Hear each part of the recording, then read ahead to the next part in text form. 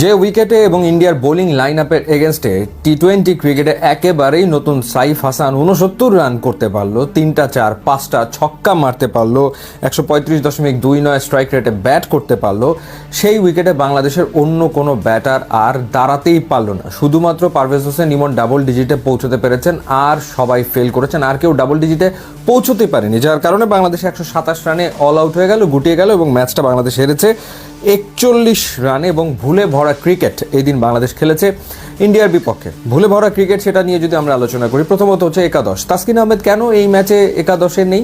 টি-20 world কাপেও ইন্ডিয়ার এগেনস্টে ম্যাচে তাসকিন আহমেদকে একাদশে দেখা যায়নি এবং এদিনও তাকে আমরা প্লেইং 11-এ দেখলাম না। কেন? এখন হতে পারে যে ওয়ার্কলোড ম্যানেজমেন্টের কারণে তাকে রেস্ট দেওয়া হয়েছে পাকিস্তানের বিপক্ষে বাংলাদেশের সেমিফাইনাল, সুতরাং সেই ম্যাচের জন্য তাকে রেস্ট দেওয়া হয়েছে, সেটা নয় বুঝলাম, কিন্তু শেখ মাহাদি কেন তাহলে একাদশে নেই? শেখ মাহাদি আগের ম্যাচেও দারুণ বল করেছে, সেই শেখ মাহাদিকে কেন আসলে ড্রপ করা হলো, কী কারণে করা হলো সেটা আসলে কোনোভাবেই বোধগম্য হলো না। তো সেই জায়গাগুলোতে সাইফুদ্দিনকে আনা হয়েছে, কিংবা পারভেজ হোসেন ইমন খেলেছেন লিটন কুমার দাসের জায়গাতে, অর্থাৎ যে চেঞ্জ করা হয়েছে সেই চেঞ্জ খুব একটা এফেক্টিভ হয়নি। এবার আসি পাওয়ার প্লেতেই মূলত ইন্ডিয়া রান তুলে ফেলেছিল 72 কোনো উইকেট না হারিয়ে, তো সেখানেই তো বাংলাদেশ আসলে ম্যাচ হেরে গেছে, ওখানেই হেরে গেছে।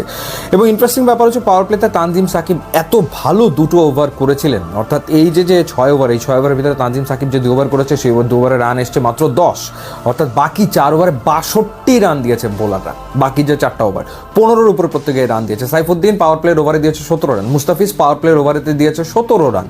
তো ওখানেই আসলে যা ঘটার ঘটে গেছে। নাসুম প্রথম 2 ওভারে দিয়েছেন 28 রান, জাকেরের ভুল ক্যাপ্টেন্সি। তানজিম সাকিব পাওয়ার প্লেতে এত ভালো 2টা ওভার করার পর তাকে কেন বোলিং থেকে সরিয়ে নিতে হবে? কেন পাওয়ার প্লেতে তাকে আর একটা ওভার করানো হবে না, যেভাবে করে জাসপ্রীত বুমরাকে দিয়ে পাওয়ার প্লেতে 3 ওভার করিয়ে নেয় ইন্ডিয়া? তো কেন, কি কারণে তার ওভার আসলে রেখে দিতে হবে সেটা আমার কাছে বোধগম্য হলো না। এটা গেল 1। 2, যখন 6 বোলিং অপশন হিসেবে সাইফ হাসানকে বোলিংয়ে আনা হলো, দারুণ 2টো ওভার করে সাইফ যখন রানের চাকাটাকে কিছুটা টেনে ধরার চেষ্টা করছেন, তারপরেই তাকে বোলিং থেকে আসলে সরিয়ে দেওয়া হলো। কী কারণে?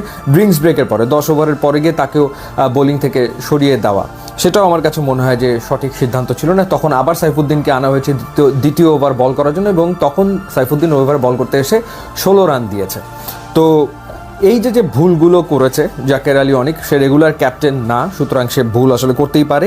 সো তার বোলার ডিস্ট্রিবিউশনের ক্ষেত্রে ডেফিনেটলি ভুল ছিল। তারপরেও বাংলাদেশের বোলাররা ওভারঅল তারা পাওয়ার প্লের পরে দারুণভাবে ফিরে এসে ইন্ডিয়াকে মোটামুটি 200 করতে দেয়নি, নাহলে তো একটা সময় মনে হচ্ছিল স্কোর 230-250 হবে।